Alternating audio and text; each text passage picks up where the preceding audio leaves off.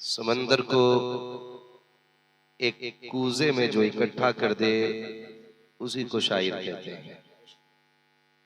शाहिर रजा साहब बरेली शरीफ का जिक्र कर रहे थे तो यकीन जाने कि मैं तकरीबन 2008-9 में पहुंच गया था। और ये करम है रब का कि जामिअतुल रजा के अव्वलीन फारिगीन में हमारा नाम आता है।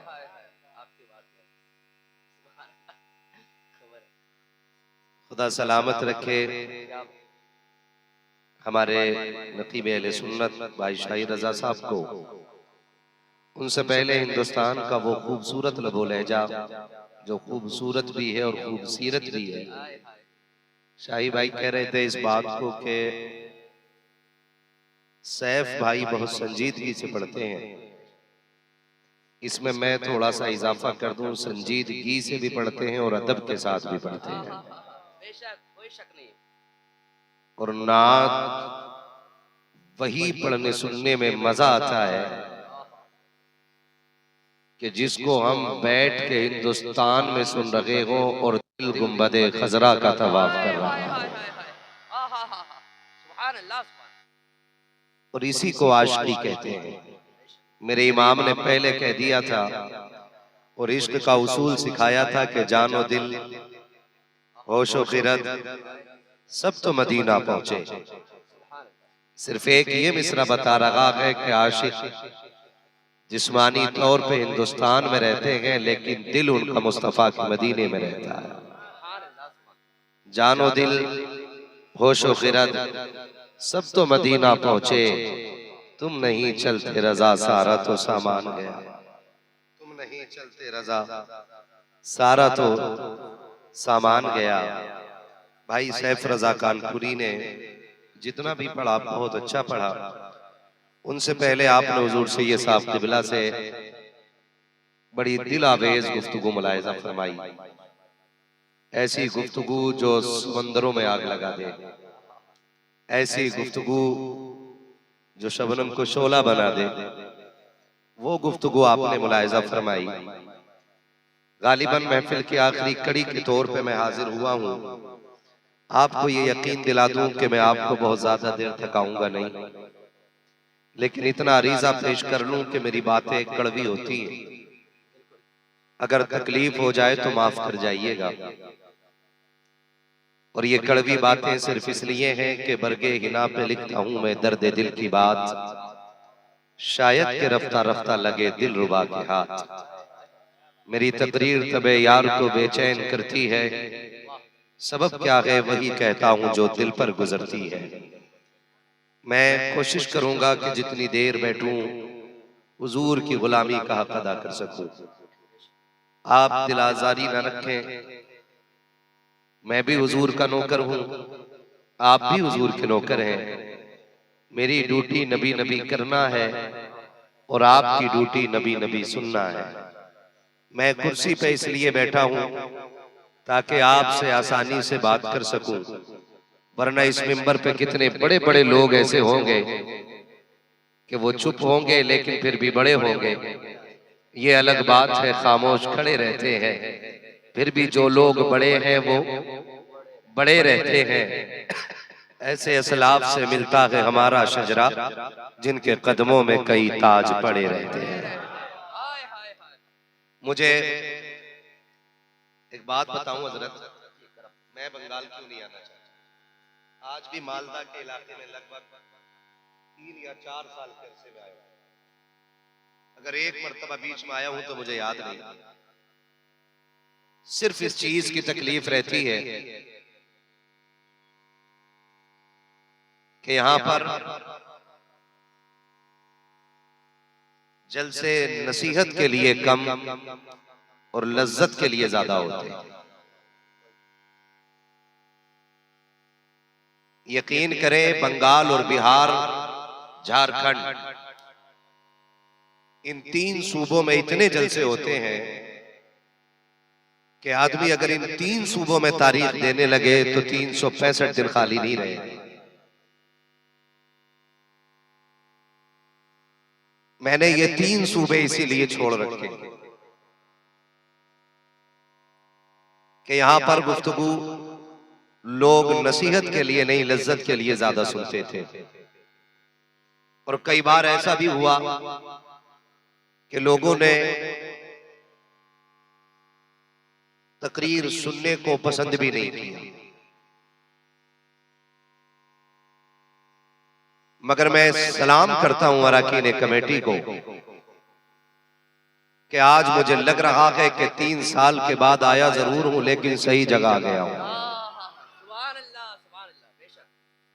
रात का 1 बज गया है, लेकिन मुझे ऐसा लग रहा है कि महफिल अभी अभी शुरू हो रही है। उम्मीद करता हूं कि मेरी गुफ्तगू को सिर्फ नसीहत के नजरिए से सुना जाएगा। अगर कोई मेरे लिए आया हो तो भी चला जाए, सैफ भाई के लिए आया हो वो भी चला जाए, हमारे नकीब अहले सुन्नत के लिए आया हो वो भी चला जाए। यहां सिर्फ वो बैठे जो मदीने वाले मुस्तफा के लिए आया हो। मैं देख रहा हूं कि कुछ लोगों के हाथ बड़ी मोहब्बत से उठ रहे हैं और कुछ लोग घूर के देख रहे हैं। कई लोगों को यह भी लगता है, मेरी जबान समझ रहे हैं ना आप लोग, कई लोगों को यह भी लगता है कि नहीं नहीं सुभान अल्लाह कहना छोटे लोगों का काम है, बड़े लोग खाली चुप बैठ के सुना करते हैं। कल ये तबसरे होंगे और ये बात कही जाएगी कमेटी वालों से, कई निकम्मे लोग कहेंगे क्या मिला जलसा करा के, गए तो हम भी थे लेकिन जैसे गए वैसे ही आगे, कोई फायदा हुआ? तो मैं जहन नशीन करा दूं कि ये तो मालदा के इलाके का हिंदुस्तान का जलसा है। कई बार लोग मदीने से भी खाली लौट आते हैं। क्या इशारा है, बहुत अच्छा। हाँ, बहुत अच्छा। कई बार लोग मदीने से भी खाली लौट आते हैं, तो इसका मतलब ये बिल्कुल नहीं है कि मदीने से भीख नहीं मिलती है। बहुत लोग जाते हैं और खाली, बोले मेरे साथ, खाली खाली लौट आते हैं। क्यों? क्योंकि भीख लेने के लिए अदब का होना जरूरी होता है। क्या बात है, क्या बात। अगर मैं गलत कहूं तो मिंबर से उतार दीजिएगा, और बात सच्ची हो तो दिल पे लिख लीजिएगा। पता चला 3 साल से रोज़े रसूल पे सफाई की ड्यूटी दे रहा है। बेअदबी का आलम यह है कि जूते पहन के टहलता है और फिर सुन्नियों से कहता है हुजूर जिंदा होते तो हमें दिखते नहीं। हम तो 3 साल से जालियों पे ड्यूटी दे रहे हैं। तो हम सिर्फ एक बात कहेंगे, उन्हें देखने के लिए उनके शहर में महीने साल गुजरना जरूरी नहीं, उन्हें देखने के लिए दिल में इश्क अहमद रजा का होना जरूरी होता है। वाह वाह वाह, नारे तकबीर, नारे रिसालत, हाथों को उठा के इश्क मोहब्बत, इश्क मोहब्बत, आला हज़रत, इश्क मोहब्बत, इश्क मोहब्बत। वाह वाह वाह वाह, तवज्जो है सारे लोगों की। जिंदाबाद। आप 3 साल में हुजूर को न देख सके और एक आशिक हिंदुस्तान से गया। तेरी सैलरी 40,000 रुपये है और तू दावा करता है कि जी मैं जूते पहन के क्यों न टहलूं, मैं यहां का मुलाजिम हूं। और एक वो गया था मदीने जिसकी राहों में लोग आंखें बिछाते थे, जिसके कदमों पे लोग जाने कुर्बान करते थे।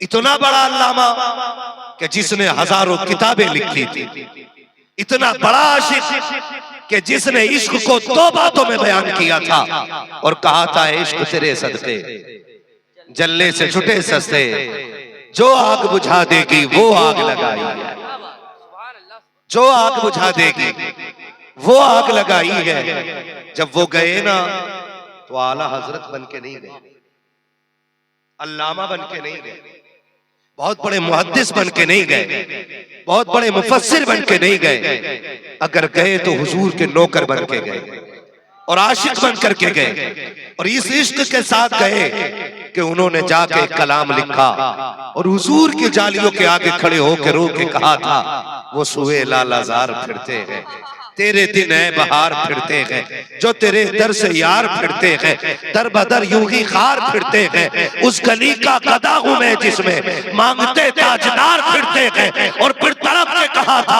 कोई क्यों पूछे तेरी बात रजा, तुझसे कुत्ते हजार फिरते हैं। जब इतना कहा आका ने सारे पर्दे हटाए और जलवा दिखाया।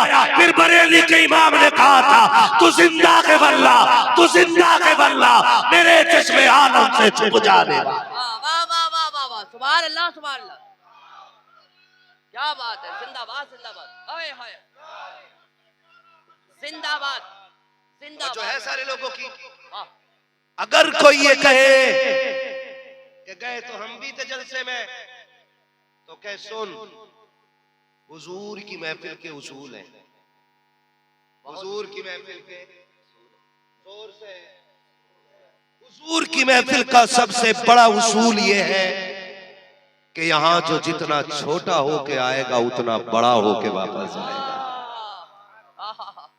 उनकी महफिल में जितने छोटे होके बैठोगे उतने बड़े होके जाओगे, और यहाँ जितने बड़े बन के बैठोगे उतने छोटे होगे। अब अगर कोई इनसे कहे क्यों कराया था जलसा, हमें तो कुछ मिला ही नहीं, और कोई ये क्या अच्छा हुआ हम तो सो रहे थे भाई, कम से कम नींद तो पूरी हो गई, हमने फना को बोलते सुना के कोई फायदा ही नहीं हुआ, तो उससे कहना ये तेरी अक्लमंदी नहीं, बल्कि इसमें भी राज है।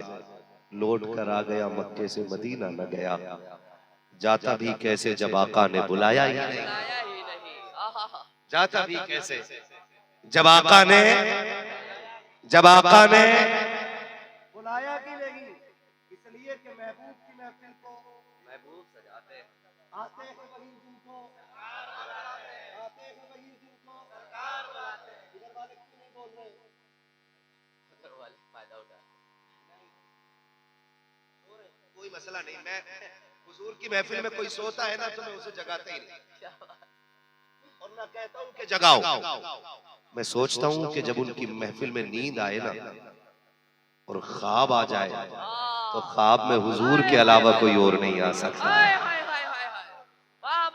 इसलिए मैं कहता ही नहीं किसी को जगाओ, या तो सो ही जाओ या तो सो ही जाओ या सुन लो। यहाँ सोने में भी घाटा नहीं है। बेशक मुझे थोड़ी तकलीफ ये हो रही है कि माइक मेरी आवाज नहीं निकाल रहा, मेरी आवाज नहीं निकाल रहा। ऑपरेटर साहब अगर जिंदा हो तो इसकी बेस थोड़ी कम कर दे, ट्रेवल इसे दे, क्योंकि बेस मेरी आवाज में काफी है। आपकी मशीन को आपको पैसा जो 50 रुपया दिया गया है ना, इसके अलावा भी आपको बजाने का पैसा दिया गया होगा। हाँ, आपको मौलवी को परेशान करने के लिए नहीं, मौलवी का काम आसान करने के लिए बुलाया गया। नाराज तो नहीं है ना, सारे राजी बैठे, सारे खुल के कहते हैं जरा या रसूल अल्लाह। क्या बात है, सलामत रहे वो जो न थे। सारे बरेलवी है ना, सुने कुल्ली तो नहीं है, वो तो बैठे, वो तो बैठे, ये अच्छा है। भगाए वो जिसके पास चोरी का माल हो, हमारे पास तो अहमद रजा की तिजोरी का माल है। अहमद रजा की तिजोरी, अहमद रजा की तिजोरी का माल है। किसकी तिजोरी का? अहमद रजा की तिजोरी का। और हमें अपनी हक्कानियत पे इतना यकीन है कि बदअकीदा बैठे लेकिन तासुब का चश्मा हटाए, इंसाफ की ऐनक लगाए, आखिर तक बैठ के सुने। हमारा ईमान कहता है जब उठ के जाएगा उसे कहना पड़ेगा मैं मुजरिम हुआ का, मुझे साथ ले लो कि रास्ते में है जा बचा खाने वाला।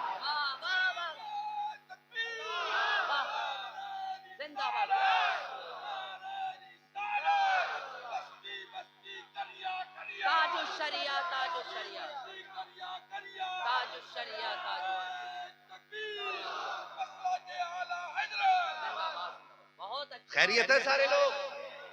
आज सारे सुन्नी बैठे, तो क्यों ना फिर सुन्नियों से ही बात कर लूं। मैं वहाबियों पे वहां बोलता हूं जहां वहाबी होते हैं। नहीं, हमारे जलसे में तो नहीं है ना, तो हम तो इनसे बात करने आए ना, तो इन्हें मैं उनका प्रचार क्यों करूं? क्या बात, सही है।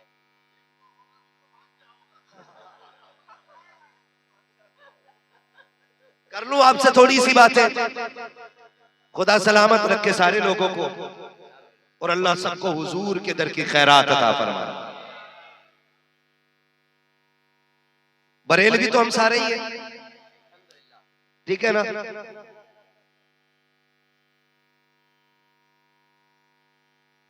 पीर भी सभी के होंगे लगभग। आप सुन लीजिएगा बहुत बहुत, आपसे भी थोड़ी मोटी मुझे शिकायत है।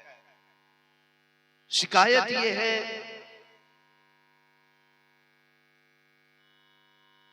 कि हमारी सफों में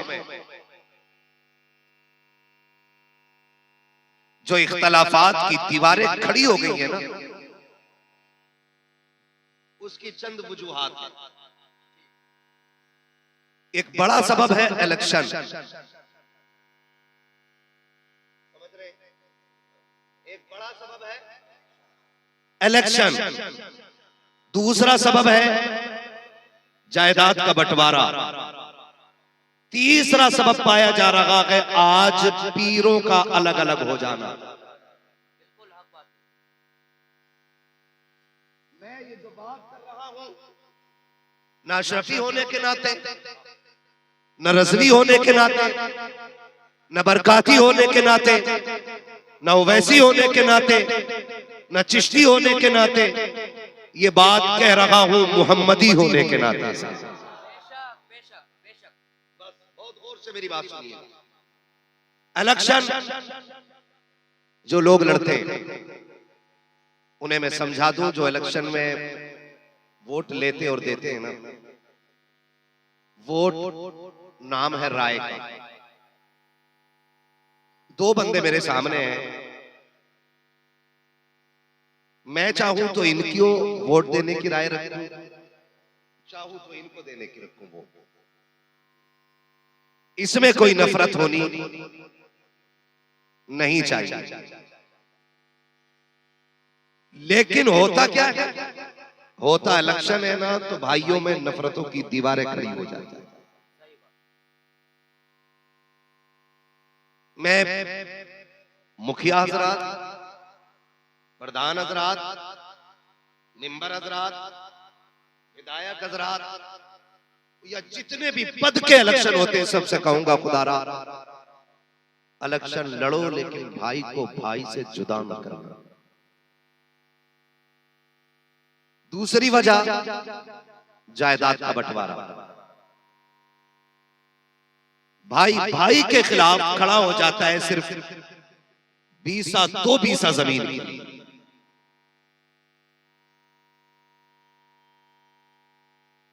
आप अगर ये चाहते हो कि हमारी दुनिया भी अच्छी हो और आखिरत भी अच्छी हो, तो चंद टकों के लिए अपने सगे भाई के खून को बहाने को आसान न समझना। ये उम्मत बड़ी मेहनत से बनी है। इस उम्मत के लिए मेरे नबी ने पत्थर खाए, इस उम्मत के लिए मेरे नबी ने फाके किए, इस उम्मत को बनाने के लिए मेरे नबी ने अपने चचा के जिगर के टुकड़े देखे। इस उम्मत के लिए मेरे नबी ने शाबे अबी तालिब की सख्तियां सही है। इस दिन के लिए तो नहीं था ना कि आज उम्मत अपने सगे भाई के खिलाफ खड़ी हो जाए। तीसरी सबसे बड़ी वजह है पीरों के लिए झगड़ा करना। पूरे हिंदुस्तान की बीमारी। सुने, हम रज़वी बाद में, अशरफी बाद में, हशमती बाद में, चिश्ती बाद में, बरकाती बाद में, ओवैसी बाद में, ये सब कुछ बाद में है, मोहम्मदी सबसे पहले है। बुरी लग रही होगी ना ये बात, मैं हुजूर के मिंबर पे बैठ के इसका हक अदा करते हुए पूरी गारंटी से कहता हूं, अगर दिल में बुग़्ज़ है ना तो किसी का बाप भी शफाअत कराने के लिए तुम्हारे लिए खड़ा नहीं होगा। ये बात याद रखिए। अगर आपको कोई फ्री की जन्नत बांट के गया हो तो मुझे भी उसका पता बताइए, क्योंकि फ्री की जन्नत मुझे भी चाहिए। जन्नत इतनी सस्ती नहीं है जितनी हमने समझ रखी है। जन्नत सस्ती होती तो बिलाल कोड़े न खाते। जन्नत सस्ती होती तो जुनैरा की आंखें ना निकाली जाती। जन्नत सस्ती होती तो सुमैया के टुकड़े ना होते। जन्नत सस्ती होती तो करबला में 72 शहीद ना होते। और आज जन्नत का मेयार क्या है? जिस पीर का हाथ चूम लो कोई कह देता 500 का नोट देख के जिसे जन्नती देखना इसे देख। सही बात है, हक बात। इतनी सस्ती जन्नत हो गई कि कोई भी शराबी पीर के हाथ में 500 रुपए दे और जन्नती हो जाए। इतनी सस्ती जन्नती हो गए कि अगर एक नंबर का नशाखोर 5 मिनट पीर के पैर दबा दे तो पीर आसानी से जन्नत बांट देता है। सुन, जन्नत न मेरे बाप की है न तेरे बाप की है। जन्नत अगर है तो सैयदा फातिमा ज़हरा के बाप की है। वाह वाह वाह वाह वाह, नारे तकबीर, नारे रिसालत, पत्ती पत्ती फूल फूल। बहुत अच्छा हजरत, बहुत गौर करने की जरूरत है। माफ कर दीजिएगा अगर जुमले तल्ख हो जाए तो। मैं आपको तकलीफ देना नहीं चाहता हूँ, बस इतना बताना चाहता हूँ प्यारे, हम अगर पीर बन के आते हैं हमें वीआईपी मकान चाहिए। इससे मतलब नहीं है बिस्तर हराम का है कि हलाल का है। हम अगर बैठे हो 8-10 गाड़ियां आगे पीछे चलने वाली हो, इससे मतलब नहीं है रिसीव करने वाले शराबी है कि जुआरी है। और तुम्हें खुदा का वास्ता दे के कहता हूँ, खुदा अपने आप पे सितम न करो, अपने आप पे जुल्म न करो। कभी आईने के आगे खड़े हो करके खुद से पूछो, क्या तुम वही अबू बकर हो जिसे मुस्तफा ने सवारा के? क्या तुम वही उमर हो जिसे मुस्तफा ने सवारा के? क्या तुम वही उस्मान हो जिसे मुस्तफा ने सवारा के? क्या तुम वही अली हो जिसे आका ने बनाया के? अगर नहीं तो सुन, आज ले उनकी बना, आज मदद मांग उनसे, कल न मानेंगे कयामत में आकर माने। सुभान अल्लाह सुभान अल्लाह। माफ कर दीजिएगा, मैं आईना को दिखाऊंगा दाग चेहरे के, जिसे खराब लगे सामने से हट जाए। हाँ, जिसे खराब लगे सामने से हट जाए। कभी आईने के आगे खड़ा होकर पूछना खुद से, बता क्या ये वही चेहरा है जिसको हुजूर पसंद करते? मैंने जो ये दाढ़ी में कट निकाले हैं, क्या मेरे नबी को ये कट पसंद है? अगर नहीं तो सुन, तू नबी के दिल को दुखा के पीर की दुआओं से कामयाब होगा। फासले हो गए यार, इतने फासले हो गए कि हम चीखते हैं तो जवाब मदीने से नहीं आ रहा। इतने फासले हो गए। गलत नहीं कह रहा हूं, सिर्फ टोपी लगाने का नाम मुसलमान नहीं, सिर्फ बोटी तोड़ने का नाम मुसलमान नहीं, सिर्फ कुर्ता पजामा पहनने का नाम मुसलमान नहीं। सुन, अगर मस्जिद में भी पड़ा है और रिश्ता हुजूर से पक्का नहीं तो नतीजा कोई नहीं। दिल का रिश्ता हुजूर से मजबूत कर। अगर मजदूरी भी करेगा ना तो हर सलाम का जवाब तेरा मदीने से आना शुरू हो जाए। बेशक बेशक, सुभान अल्लाह। दिल का रिश्ता हुजूर से जुड़ना चाहिए। बेशक, रिश्ते ही तो कमजोर हो गए हमारे पीर ने हमसे कह दिया, चल ठीक है चुमरी हाथ डर मत, मैं निकाल लूंगा। वो निकालेगा जिसकी अपनी जन्नत मुश्किल में। बताओ, वो निकाल लेगा हमें जिसकी अपनी मुश्किल में, जो फजर भी गायब, जोहर भी गायब, इशा भी गायब, सारी नमाजें गायब, वो निकाल लेगा। बिल्कुल अली जो सरदार औलिया है, जो सारे सिलसिलों का मखरज और मंबा है, बेशक, जो सारे पीरों का पीर है, बेशक, उसकी असर कज़ा होती है, हुई नहीं। सूरज छुपने लगा है, अंधेरा होने लगा है, आंखों में आंसू आ गए और वो आंसू टपक के नबी के रुखसार पर गिरे, नबी के रुखसार पे गिरे। हुजूर की आंख खुली, मेरे नबी ने फरमाया तनामु आइनाया वला यनामु कल्बी, धोखा न खाना, मेरी आंख सो जाती है, मेरा दिल जागता रहता है। आंख सो जाती है, मेरा दिल जागता रहता है, मेरा दिल जागता रहता है। एक आंसू का कतरा गिरा, अली खैर है? हुजूर असर कज़ा हो रही है। उठे, का इश्क मेरा हो नमाज कज़ा हो जाए, इश्क मेरा हो और नमाज कज़ा हो जाए। अली तू बता चल, कज़ा पड़ेगा कि अदा पड़ेगा? का या रसूल अल्लाह, तेरे इश्क में अगर कज़ा हो गई तो फिर इश्क किस काम का? का फरमाया सुन, अगर तूने मोहब्बत दिखाई है तो मोहम्मद अपनी ताकत दिखाएगा। फिर मेरे नबी ने उसके शहादत का इशारा किया। मुफस्सिरीन ने लिखा है कि 70,000 फरिश्ते सूरज को नूर की लगाम डाल के पूरब से पश्चिम की तरफ खींच के ले जाते। कितने फरिश्ते? जोर से कितने? जोर से कितने? 70,000 फरिश्ते। जब नबी की उंगली उठी तो कहते हैं 70,000 फरिश्ते सूरज के साथ टंगे चले आ रहे थे। खींचे चले आ रहे हैं। अली ने क्या पढ़ा? तारीफ। क्या पढ़ा? अदा पढ़ा। ये घर में सो रहा है, पढ़ा। हाय हाय हाय हाय हाय, इससे क्या नमाज का मदीने में पढ़ा है। क्या बात है, अच्छा इशारा है। कहाँ पढ़ के आया? रोटी किधर खा रहा है? रोटी मिलती में खा। नमाज किधर पढ़ी? लात मार के चल, जिधर नमाज पढ़ी उधर ही रोटी खा।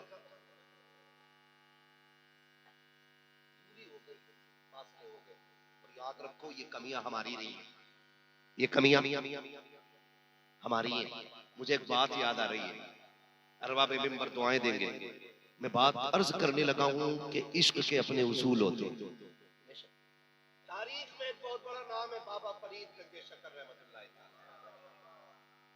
बोलो यार सुभान अल्लाह। फरीद उसको कहते हैं जिसका चेहरा देख के लोग कलमा पढ़ लिया करते थे।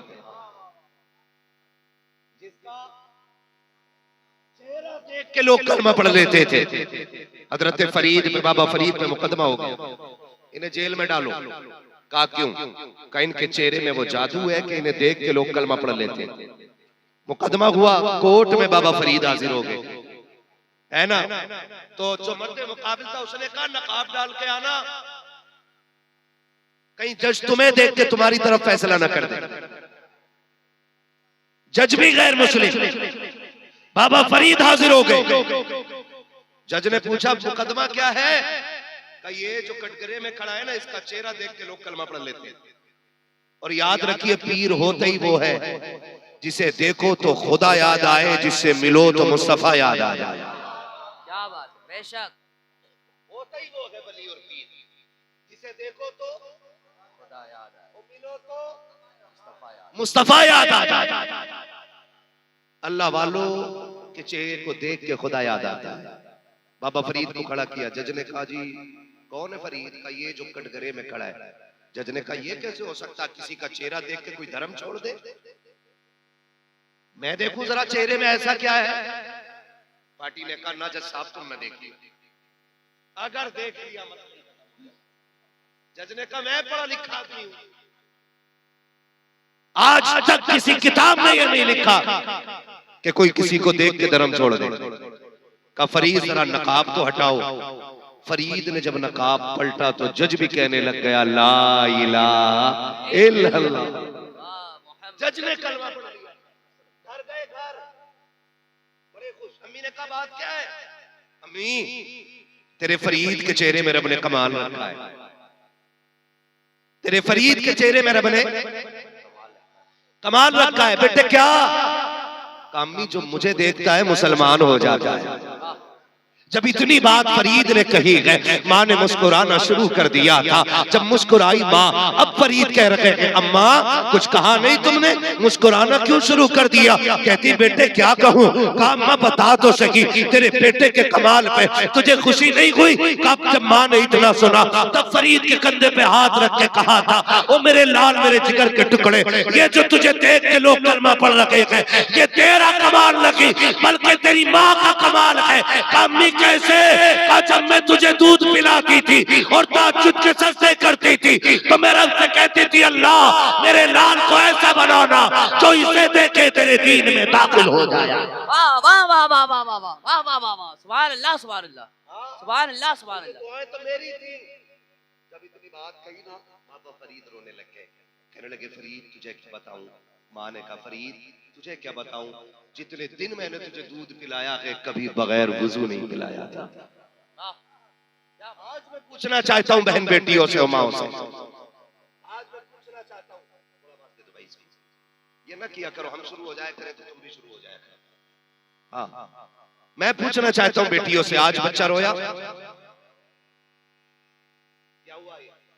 मोबाइल समझदार इस्तेमाल है ना, सबके घरों में यही हो रहा है ना। अभी 6 महीने का बच्चा नहीं है, तुम उसके हाथ में दे दी, अब वो उसे देख रहा है, इसकी आवाज किधर से निकल रही है, आवाज की हल्की हो तो शहर है, ढोल बज रहा है, तमाशे हो रहे हैं। अब फिर जब यही बेटा जवान हो के डीजे बजा रहा है, अरे मौलवी साहब की तकरीर से फायदा नहीं हो गया, तूने लहू में जहर घोल दिया है। अब मौलवी की एक तो खुराक उसके लहू को कैसे बदल सकती है? आप बताइए। जिन बच्चों को बचपन में तुमने गाने सुनाने का आदी बना दिया, मौलवी उसे कुरान सुना लेगा। खुद बताओ आप, हो सकता है जवानी की दहलीज में कदम रख कर डीजे बजा रहा और आगे बड़ा जूता लेके खड़ा हो गया बाप के मुंह पे, कह रहे हो भाई जलसों का कोई फायदा नहीं, कल भी लल्ला ने मारा था आज फिर मार दिया। सुन जलसे अपना काम बराबर कर रहे हैं, हम घर में अपना काम बराबर नहीं करते। और मैं बाप से भी कहूंगा और बेटियों से भी कहूंगा, आज जो तुम्हें चुगली के लिए टाइम नहीं मिलता ना, बच्चे के हाथ में मोबाइल दिया, पड़ोसन के साथ बैठ के बतियाए जा रहे हैं, बतियाए जा रहे हैं, बतियाए जा रहे हैं, इन्हें फुर्सत ही नहीं।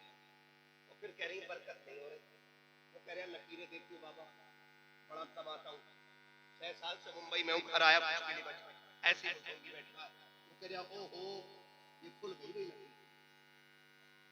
सारा पैसा इधर से निकल गया, सारे 420। अगर लकीरें मेरी गरीबी का फैसला करें तो जिनके हाथ नहीं होते उन्हें तो मर जाना चाहिए। आप बताओ ना, आप कितना कमा रहे प्रदेश रह करके, आप वतन से बेवतन हुए, आपने औलाद छोड़ दी ताकि बच्चों की जरूरतें पूरी कर सको, आपने अपनी जान से ज्यादा अजीज वतन छोड़ दिया ताकि बच्चों के ख्वाब पूरे कर सको, आपने परिवार छोड़ा है ताकि खानदान की जरूरतें पूरी कर सको, आपने रिश्तेदार छोड़ दिए हैं ताकि जरूरतें पूरी कर सको, आप अंधाधुंध कमाते हो फिर भी घर में बरकतें नहीं है, तो इसमें नुकसान लकीरों का नहीं है। जाओ बेटियों से कह दो कि जब हम परदेश में रखा करें चुगली के संदूक को ताला रखाओ, कुरान खोल कर बैठ जाया करो, मुसल्ला बिछा करके इबादत करना तेरा काम है, बरकतें दे देना ये खुदा का काम है। वाह वाह, नारे तकबीर, नारे रिसालत, इस्लाह मुआशरा वाली गुफ्तगू, बहुत अच्छा, जिंदाबाद। बेटियों से भी गुजारिश है, जिंदाबाद। सबसे बड़ा नुकसान मोबाइल उसके हाथ में दे दिया, ठीक है, अपना पापों में चोट नहीं बैठी, उसे बचपन में मां की गोद नसीब नहीं, सही बात मिली। जिस खाली वक्त में बच्चे को मां की गोद में होना चाहिए था ना, वो कहां है? बिस्तर पे पड़ा है। जब उसे मां की लोरियां सुननी थी तब वो मोबाइल सुन रहा है। याद रखो, तैयारी कर लो, जब तुम्हें ये बेटा आज इतना बोझ लगा है ना कि तुमने इसे उठा के चारपाई पे डाल के तुमने पंचायतों में वक्त दे दिया। आज इसे तुम्हारी जरूरत थी, तुमने वक्त नहीं दिया, कल तुम्हें इसकी जरूरत होगी, ये तुम्हें वक्त नहीं देगा। ये बात याद रखना। अगर आज तुम बच्चों को गोद में नहीं रखोगी, कल तुम्हारी औलाद तुम्हें गोद में नहीं रखेगी। आज बच्चों को तुम गोद में रखो, कल औलाद तुम्हें गोद में रखेगी। बेशक बेशक। और इस पे कंट्रोल करो आप, वरना सिर्फ आप एक शानदार मखलूक को पैदा कर रहे हो, इंसान और इंसानियत को पैदा नहीं कर रहे हो। ये याद रखिएगा मेरी बात। माँ का दूध और माँ की लोरी ये पूरी जिंदगी के फैसले करती है। दूध जानवर का, लोरियां मोबाइल की। तो सलाहुद्दीन अय्यूबी किधर से आने, मोहम्मद बिन कासिम कहां से आएंगे? जमीन फाड़ के या आसमान का सीना चीर के? नहीं, इन्हीं घरों से सलाहुद्दीन को आना था, इन्हीं गोदों से सलाहुद्दीन को आना था। लेकिन कब? जब माए फातिमा ज़हरा जैसी हो, बाप मौला अली जैसे हो। कब आएंगे ना?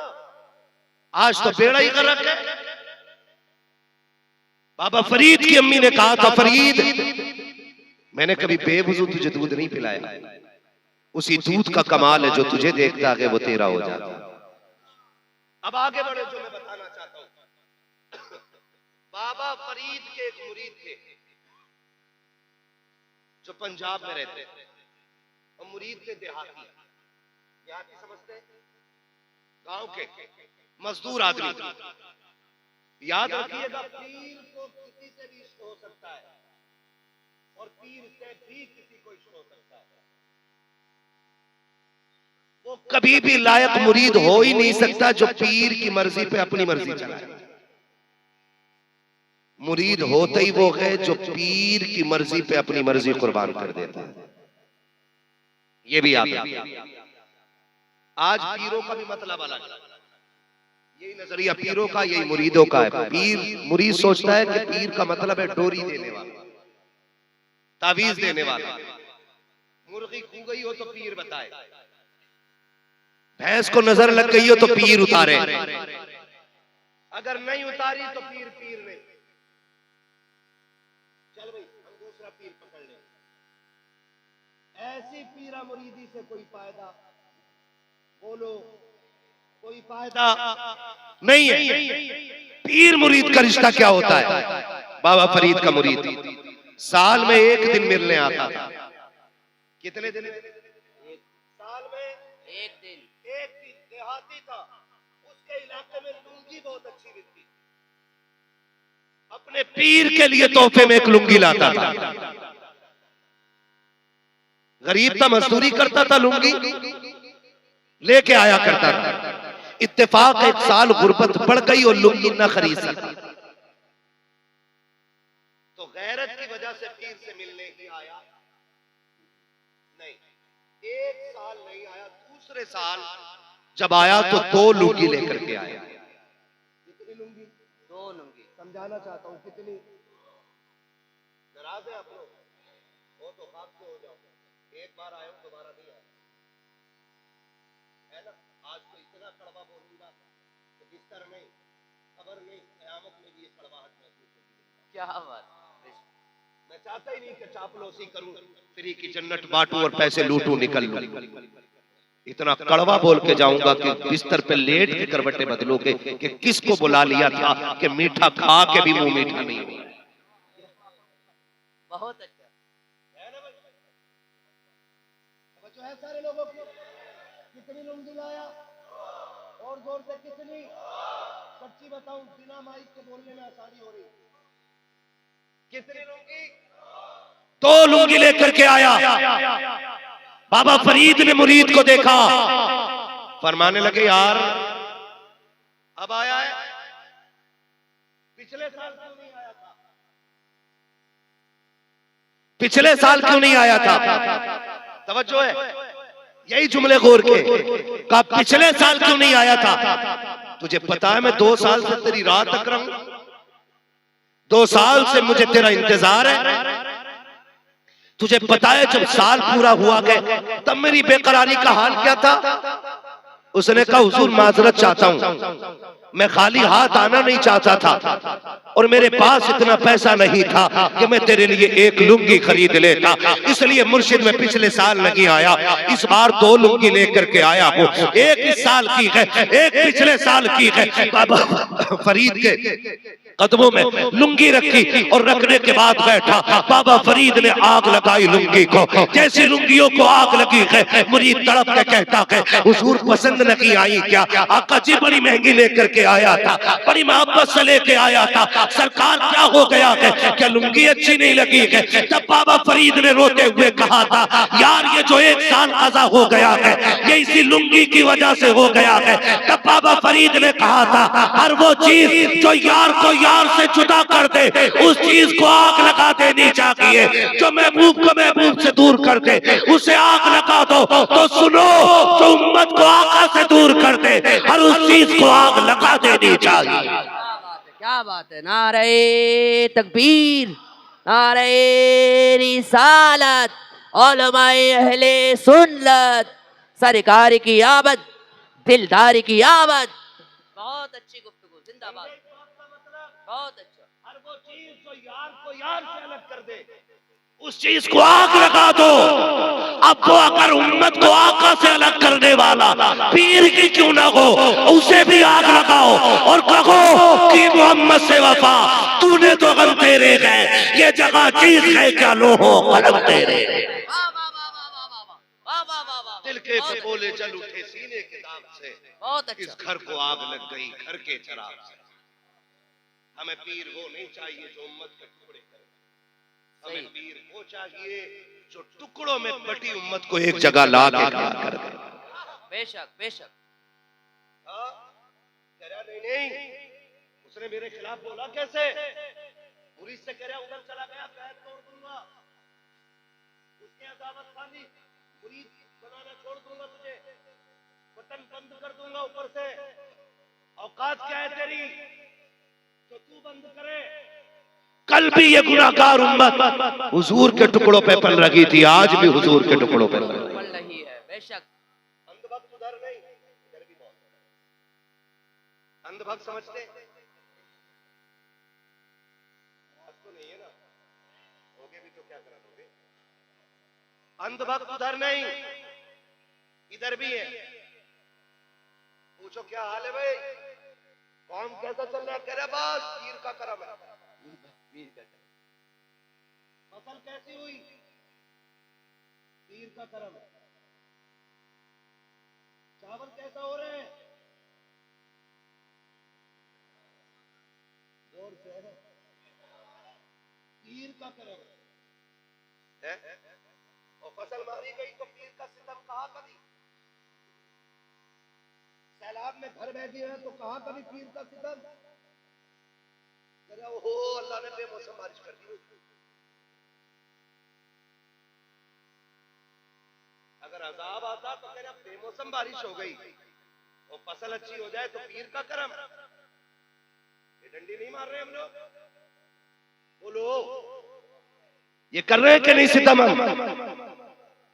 और पीर भी कह रहा मेरे नाम की तस्बीह पढ़ेगा बाकी तो मैं देख ही लूंगा। इतना लग चलेगा कब्र में गिरा के ना, पीर साहब को बचाने वाला नसीब नहीं होगा। सही बात।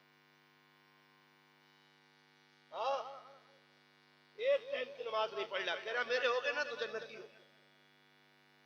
पीर तू है कि पीर इमाम अहमद रजा है?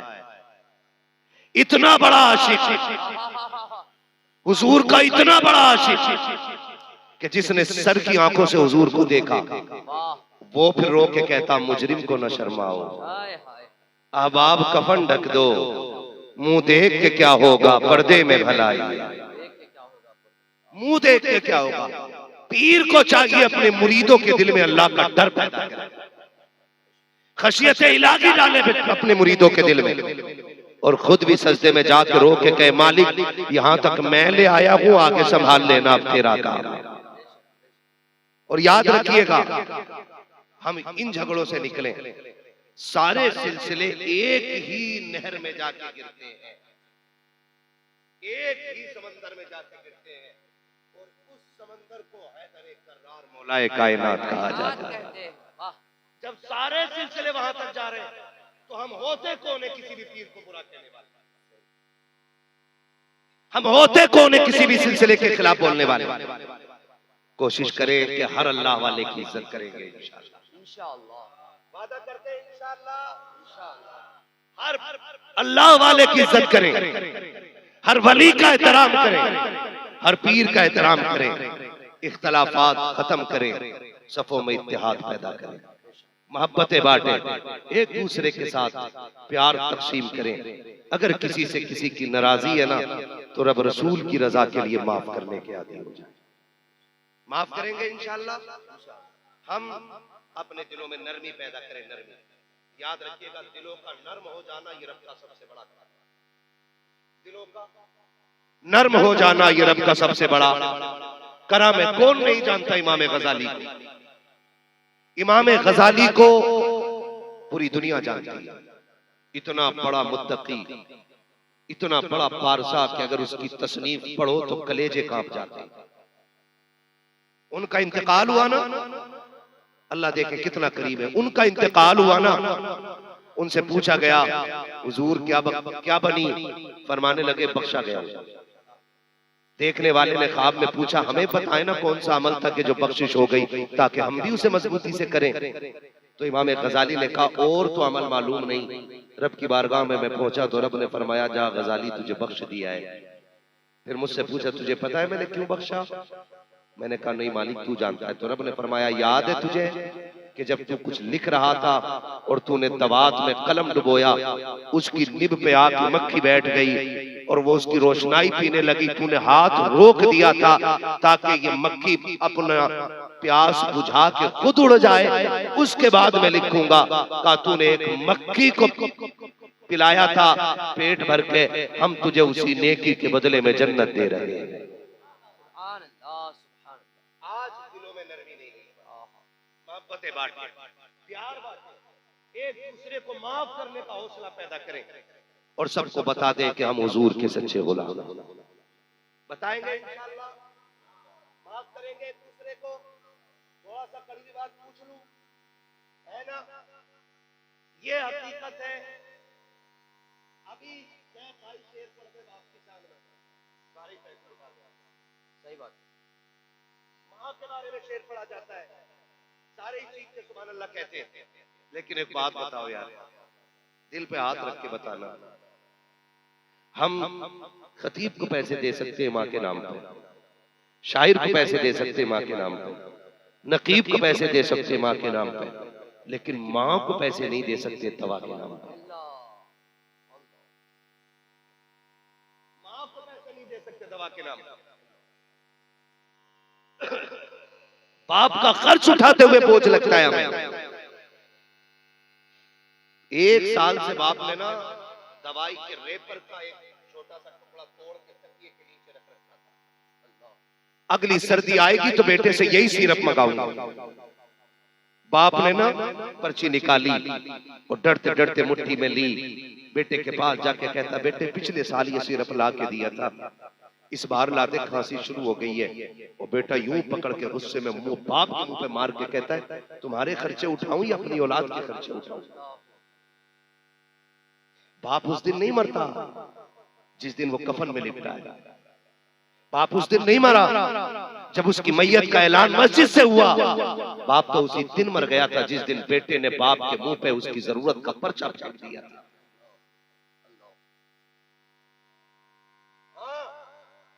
बाप उसी दिन मर गया था जिस दिन बेटे ने कहा था तुम्हारा खर्चा उठाऊं या औलाद का। सुन और कान खोल के सुन, अमीर वो नहीं होते जो माँ बाप से छुपा के खाते हैं, अमीर वो होते हैं जो माँ बाप को खिला के खाया करते हैं। अमीर वो होते हैं जो माँ बाप को खिला के खाया करते हैं। और कितने नादान तो ये कह देते हैं मेरे अप्पा ने मेरे लिए किया ही क्या। गलत नहीं कह रहा हूं, हम लोगों के पास फोन आते दुआ करियो जी अब्बा 6 महीने से बेड पे पड़ा है, अब बहुत हालत खराब है, उनकी मट्टी प्यारी हो जाए अल्लाह। ये जुमले बेटे बोलते हैं हमसे, पैर कांप जाते हैं पैर। तुम्हें क्या लगता है ये जो रिस्क मिलता है तुम्हारी मेहनत से मिलता है? ये जो नोट कमाते हो ये तुम मेहनत या हुनर से कमाते हो? नहीं, फरमाया गया ये जो रिस्क मिलता है तुम्हारे घर के ज़ईफों की दुआओं के सदके में मिला करता है। बेशक बेशक, कहां से? तुम्हारे घर के ज़ईफों की दुआओं के सदके में अल्लाह रिस्क अता फरमाया करता है। और कह रहा कि दुआ कर दो अल्लाह को मिट्टी प्यारी हो जाए। बातें हो रही है घर में बैठ के, कह रहा कुछ दिन की बात है, अब्बा चले जाएंगे ना तो फिर तेरी चारपाई नहीं रहेगी, हिसाब लगा। अब्बा चले जाएंगे ना तो फिर ये जगह मेरी हो जाएगी, अब्बा चले जाएंगे तो घर बड़ा हो जाएगा, अब्बा चले जाएंगे तो बिस्तर मिल जाएगा। तुझे खुदा का वास्ता दे के कहता हूँ, बाप अगर बिस्तर पे भी पड़ा है तो उसकी लंबी उम्र की भीख मांगा कर झोली फैला फैला के, इसलिए कि वो बिस्तर पे पड़ा बाप बोझ नहीं है बल्कि रहमतों के नुज़ूल का सबब हुआ करता है। तू नहीं जानता है ये बिस्तर पे पड़ा बाप कितना कामयाब है तेरे लिए, कितना कीमती है तेरे लिए। जब तू कोई पाप करके आता है तेरे गुनाह रिस्क को तंग करते हैं लेकिन बाप की सांसें रोक देती है। तू जब तबाही करके आता है अल्लाह का अज़ाब तुझे घेरता है, बिस्तर पे पड़े बाप की आंखें तुझे मुसीबत से बचा देती है। तुझे क्या लगता है ये बिस्तर पे लेटा बाप जिस दिन बिस्तर से उठ जाएगा तेरे लिए राहत के दरवाजे खुल जाएंगे? नहीं, खुदा की कसम खा के कहता हूँ, याद रख जिस दिन ये बाप चला गया और बिस्तर खाली हो गया, आना तू घर के अंदर, तुझे महल तो दिखाई देगा लेकिन रौनक नहीं मिलेगी, तुझे हवेली तो दिखाई देगी बरकत नहीं मिलेगी। इसलिए कि महलों की बरकतें ईंटों से और रंगो रोगन से नहीं बल्कि घर की बरकतें माँ बाप के कदम से हुआ करती। सुभान अल्लाह सुभान अल्लाह, नारे तकबीर, नारे रिसालत, अज़मते वालदैन, अज़मते वालदैन। क्या बात है। ये कभी मत कहना अब्बा मेरे लिए किया क्या है, किया क्या? सुन, अल्लाह, तू पैदा हुआ कितने दिन हुए थे? 8 दिन। तेरी सांस अटक गई, डॉक्टर ने कहा कि इसके दिल में सुराख है। क्या कहा? जोर से, दिल में सुराख है। सारे बेटे ऐसे नहीं होते, कुछ बेटे अपने बाप के लिए जान भी दे देते हैं और वही बेटे लायक होते हैं जो अपने बाप को अपनी जान से ज्यादा प्यार करते हैं। याद रखिएगा मेरी बात।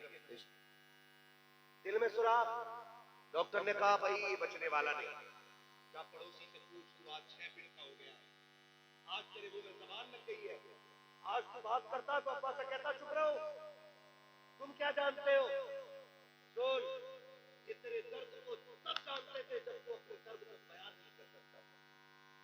आज कह रहा इनसे चुप रहो, होते कौन बोलने वाले? उनको लगाम दे तो ऐसा ना हो अल्लाह तेरी ज़बान खींच के गले में लपेट दे। किस बड़ी सरकार के बारे में बोल रहे हैं कि तुम कुछ नहीं जानते हो? सुन, तेरे दिल में सुराख, डॉक्टर ने कहा नहीं बचने वाला। किसी ने कहा फला पीर पे ले जाओ, उस पीर के पास गए। किसी ने कहा फला मजार पे ले जाओ, उस मजार के पास गए। किसी ने कहा फला दरगाह पे चले जाओ। आंधी बारिश तूफान कुछ नहीं देखा, तुझे लेके चक्कर काटते रखे, तुझे गोद में उठा के फिरते रखे। जब कहीं से जिंदगी न मिल सकी फिर डॉक्टर के कदमों में ला के तुझे रखा और कहा था डॉक्टर चल ऐसा कर मेरा दिल निकाल ले, मेरे बेटे के दिल डाल दे। डॉक्टर की चीख निकल गई, अब्बा क्या कह रहा है? तेरी पूरी जवानी पड़ी है, इस बच्चे के लिए दिल दे रखा है। बाप तड़प के कहता है यार मैं न रहा तो क्या हो सकता है, कम से कम मेरे बेटे को जिंदगी मिल जाए। मैं देख चुका हूँ जो मैंने नहीं देखा है वो मेरा बेटा देख के दिखा दे। क्या बात। आज उनके लिए मौत मांगते हो, आज उनके लिए मौत की भीख मांगते हो। खुदा का वास्ता उनके पैरों में बैठा करो। लोग कहते पीरों पे क्यों बोलते हो, ये अंधभक्ति बन जाते हो। पीर के पैर छू के करे गुलाब जैसे पीर, जब 24 घंटे इसी में रहेगा वो तो गुलाब जैसे नहीं होंगे। तुझे पीर के पैरों में गुलाब दिखाई दिया, बाप के पैरों की फेंटे दिखाई नहीं दी।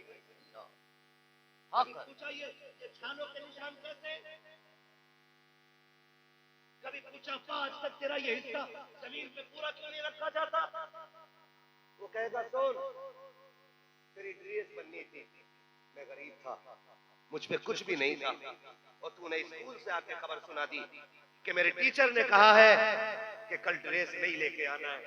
तो मुझ पे तो कुछ भी नहीं था, सब छुट्टी करके शाम को बच्चों में आ गए थे, मैं रात के सन्नाटे में ओवर ड्यूटी करते हुए तेरे लिए कमा रहा था। जब सब बिस्तर पे लेटे थे, बेटे मैं तेरे लिए उस वक्त भी मंडी में बोरियां ढो रहा था। बेटे तू सुबह को बाद में उठा था, तेरा बाप ड्रेस पहले लेके आ गया था। पूछना उससे ये तेरे पैर इतने सख्त क्यों हैं? वो कहेगा सुन, मैं तेरे लिए साइकिल खींचता रहा इसलिए मेरे पैर सख्त हो गए। वो तुझे बताएगा ओ खुदा का वास्ता कभी इनके पैर दबाया करो, इनके तलवों पे तेल मला करो, इनके कंधों पे बैठ के सराहने कंधे दबाया करो और कहा करो तूने बड़े दुख उठाए मेरे लिए, अब मैं बड़ा हो गया हूं, तुझे दुख में जाने नहीं दूंगा। खुदा की कसम, जो मंजिलें और जो मरातिब 12 साल के जंगल में इबादत करने से नहीं मिलते, वो माँ की 2 दुआइया जुमलों से खुदा अता फरमा दिया। एक बंदा ना मदीने शरीफ गया, हुजूर की बारगाह में हाथ दे के मक्के शरीफ गया, माँ को कंधे पे बैठा के ना उसने तवाफ कराया, और तवाफ के बाद ना कहा माँ लेट जरा, माँ लेट जरा, उसने लिटाया और माँ के पैरों में बैठ के ना तलवों में झांकने लगा। माँ ने कहा पगले क्या कर रहा है? कहा माँ हुजूर ने कहा माँ के कदमों के नीचे जन्नत होती है, अभी देख रहा हूँ वो जन्नत किधर है। जब उसने इतनी बात कही ना, माँ हरम में लेटी है, उसने झोली फैला दी, कहा मालिक मेरे बेटे की उम्मीद खाली न जाए। इतना कहना था, उसने क्या देखा कि जन्नत के महल्लात नजर आने लगे। माँ वो होती है जो दुनिया में लेटे लेटे जन्नत दिखा देती है, और तू कहता है कुत्ते की तरह भूखा न कर। तूने मेरी बीवी का जीना आराम कर दिया, तेरे जुमले मेरी बीवी को अच्छे नहीं लगते, घर में रहना मेरी बीवी को कुछ मत बोलना। और सुनो, अगर किसी की बीवी इस बात में मजबूर करे कि माँ को चुनो या मुझे चुनो, तो मैं तुम्हें खुदा का वास्ता देके कहता हूँ पहले समझाने की कोशिश करना, अगर फिर भी ना समझे तो बीवी छोड़ देना, माँ क्या छोड़ देना? डर के बोल रहे हो? तो खुल के बोलो, बीवी छोड़ देना माँ, इसलिए कि बीवी 1000 मिल जाएगी, माँ एक बार मिलती है। करेंगे प्यार इंशाअल्लाह इनसे, इंशाअल्लाह मोहब्बत करेंगे इनसे, इंशाअल्लाह इनकी खिदमत करेंगे इनकी खिदमत। लायक बेटे वो हैं जो परदेश से आए ना, तो जो चीज लाए पहले माँ के लिए।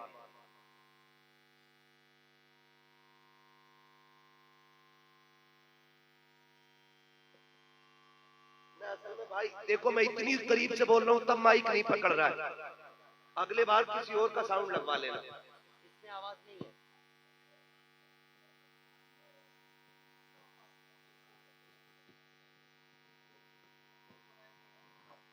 हेलो हेलो हेलो, बैठ जाइए भाई, बैठ जाइए। असल में बोल रहे हैं ना माइक से, तो आवाज आ जा रहा है। बैठ जाइए बस, जैसा भी रहा बस ठीक है। अल्लाह सलामत रखे, मोहब्बतों का शुक्रिया। जरा कह दें या रसूल अल्लाह। हाँ, तो करेंगे इंशाअल्लाह खिदमत माँ बाप की, जोर से वादा करें इंशाअल्लाह। और ये बेटियां बैठी है, इनसे भी एक गुजारिश करके जा रहा हूँ, आज बहू हो कल माँ बनोगी, आज बहू हो कल सास बनोगी, तुम्हारे भी आगे बहू आएगी। बेटा माँ के लिए क्या होता है ये तुम्हें तब पता चलेगा जिस दिन तुम्हारे बेटे की बीवी तुम्हें उससे दूर कराए। इसलिए आपसे कहना चाहता हूं मैं, जब शाम को शोहर थक के आया करे ना, एक गिलास ठंडा पानी दो, इज्जत से इस्तकबाल करो, और जब वो खाने के लिए बैठ जाए ना, तो उससे कहो कि पहले माँ को सलाम करके आओ। तुम ये कहो कि पहले माँ को सलाम करके आओ, रोटी फिर खाइए, फिर खाना खाइएगा। आज से तुम ये अमल बना लो, ये औलाद तुम्हारी देख के सीखेगी ना, तो कल तुम्हारा बेटा तुम्हें पहले सलाम करेगा, फिर जाके बच्चों के साथ खाना खाए।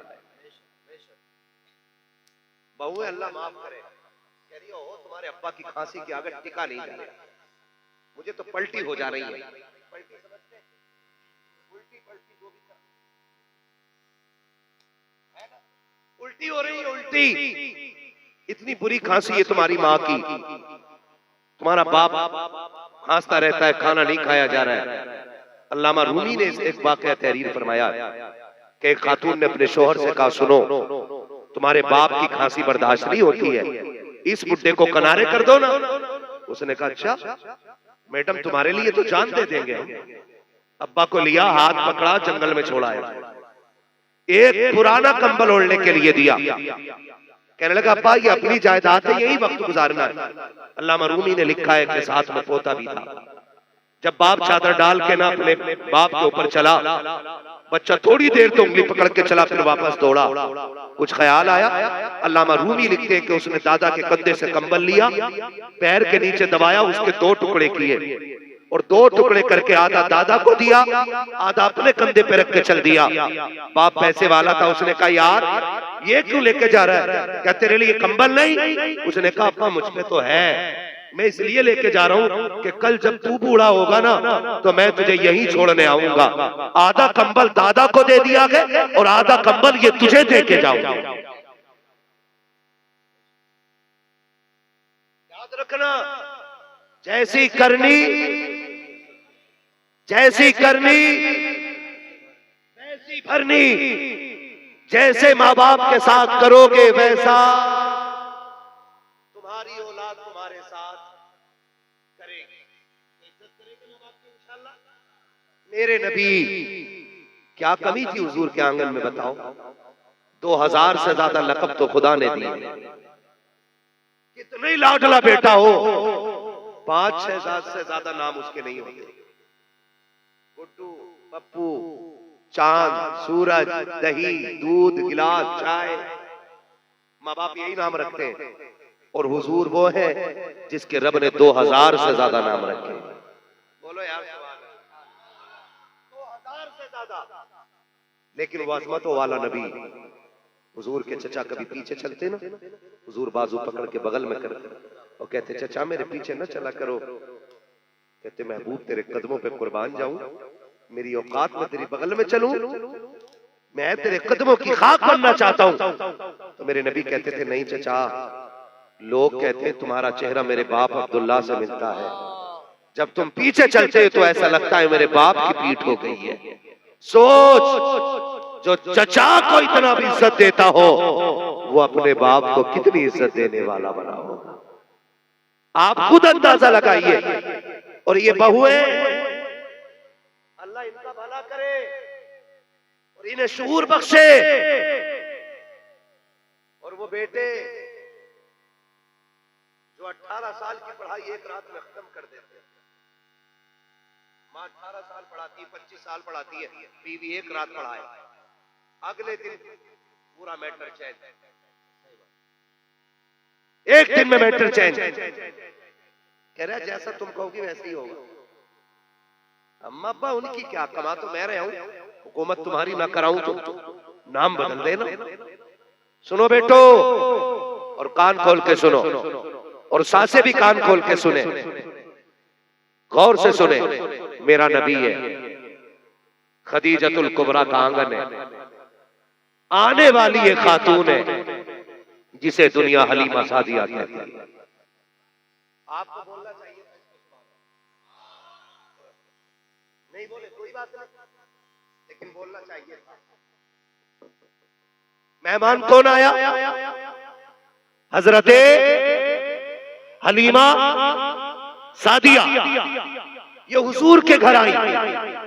जब हजरते हलीमा सादिया आई तो हजरते खदीजतुल कुबरा, जितनी देर हजरते हलीमा रही बैठी नहीं हजरते खदीजा। हुजूर ने फरमाया खदीजा जब मेरी रिजाई माँ आई थी तो तुम बैठी क्यों नहीं? कहने लगी वो मेरे महबूब की महबूबा माँ थी, मैं इसलिए नहीं बैठी कि कहीं वो हुक्म दे और मुझे उठने में देर ना हो जाए। जिसे आप दिलो जान से चाहते हो खदीजा उसके हुक्म पे खड़ी ना हो, ये तो हो ही नहीं सकता है। ये हर बहू को चाहिए कि अगर अपनी जन्नत बचानी है तो अपने शोहर की जन्नत की हिफाजत करें। और बेटों से गुजारिश करूंगा, माँ की भी कदर करें, बाप की भी कदर करें, रिश्तों को निभाने की कोशिश करें। निभाएंगे इंशाअल्लाह, वादा करते हैं इंशाअल्लाह। मौसम कौन सा है? जोर से है, पीछे वाले क्यों नहीं बोल रहे? गर्मी लग रही? मौसम कौन सा है? हर बेटे से एक बात कहना चाहूंगा, हम छोटे थे ना तो सर्दी में हमारी माँ 3 मरतबा कम से कम रात को कंबल चेक करती थी, बेटा कहीं खुल तो नहीं गया है, कहीं बेटे के ऊपर से कंबल गिर तो नहीं गया है।